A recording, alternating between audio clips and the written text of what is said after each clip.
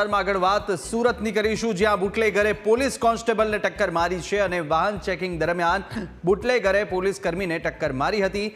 જ્યાં bootlegger ચિતાર્થ રાંદેરીએ police કોન્સ્ટેબલને ટક્કર મારતા હોવાના સીસીટીવી દ્રશ્યો પણ સામે આવ્યા છે. જ્યાં ભાગવા જતા કાર બંધ પડી જતા બુટલેગર પકડાયો હતો અને બુટલેગરે પોલીસ સ્ટેશનમાં પોલીસ કર્મીને લાફો માર્યાની પણ ચર્ચા છે. પોલીસે બુટલેગરની ધરપકડ કરી વધુ તપાસ હાલ હાથ ધરી છે. ત્યારે ટીમલિયાવાળા 3 રસ્તા પાસે આ ઘટના બની હતી કે જ્યાં આગળ પોલીસ જ્યારે ગાડીની ચેકિંગ કરવા માટે જઈ રહી હતી તે દરમિયાન પોલીસ કર્મીને આ કારે ટક્કર મારી હતી. તેના દ્રશ્યો પણ સામે આવ્યા છે. મહત્વનું છે કે આગળ જતા કાર બંધ પડી ગઈ હતી ને તેને કારણે આ બુટલેગર ઝડપાઈ ચૂક્યો હતો અને આખરે આની ધરપકડ કરી અને વધુ તપાસ હાથ ધરવામાં આવી હતી. આ દરમિયાન બુટલેગરે પોલીસ કર્મીને થપ્પડ મારી હોવાની પણ ચર્ચાઓ અત્યારે ચાલી રહી છે.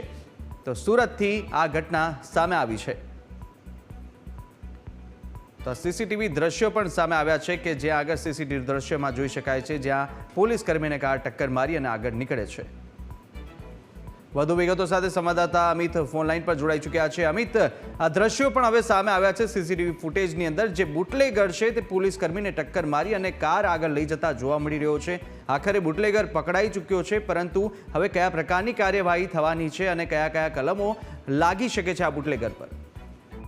ચોક્કસથી આ સમગ્ર ઘટનાની વાત કરવામાં આવે તો અઠવાલાઈન પોલીસ સ્ટેશન હદ વિસ્તારમાં આજે ટીમલિયાવાડ 3 રસ્તા આવેલા છે અને આ જગ્યા પર પોલીસ દ્વારા વાહન ચેકિંગની કામગીરી કરાતી હતી અને તે જ સમયે જે બુટલેગર સિદ્ધાર્થ છે તે પોતાની કાર લઈને આવ્યો હતો અને જે કોન્સ્ટેબલને ટક્કર મારી હતી એ કોન્સ્ટેબલ અગાઉ આ બુટલેગરના કેસની તપાસ કરતો હોવાની પણ વિગતો સામે આવી છે. એટલે કે આ જ બાબતની આજે ખુન્નસ કે રોષ રાખીને આજે બુટલેગરે આ પોલીસ કર્મીને ઉડાવી દીધો હતો અને ફર્સ્ટ એના સીસીટીવી પણ સામે આવે છે કે કારની ટક્કરથી રસ્તા પર 2 થી 3 ગલોટિયા આ પોલીસ કર્મી મારી જાય છે. ત્યારબાદ પોલીસે આ કારનો પીછો કરીને રસ્તા પર કાર બંધ પડી જતા આજે બુટલેગર છે તેની ધરપકડ કરી પોલીસ સ્ટેશન લઈ જવાયો હતો, જ્યાં એએસઆઈ જે પીએસઓ કક્ષાના જે કર્મચારી કહી શકાય તેને આ બુટલેગરે તમાચો માર્યો હોવાની પણ ફરિયાદો છે. એટલે મહત્વની વાત એ છે કે સુરતમાં જે પ્રકારે જે વહીવટદારોના આશીર્વાદથી આ બુટલેગરો બેફામ બન્યા છે તેનો એક આ નમૂનો સામે આવ્યો છે અને આ પ્રકારે અલગ અલગ જગ્યાઓ પર બેફામ દારૂનું વેચાણ થાય છે અને સ્ટેટ મોનિટરિંગ સેલ જ્યારે દારૂના જે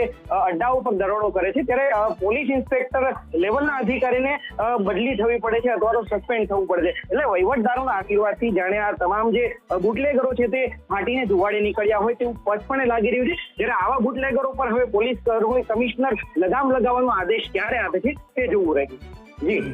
જી આભાર અમિત માહિતી બદલ.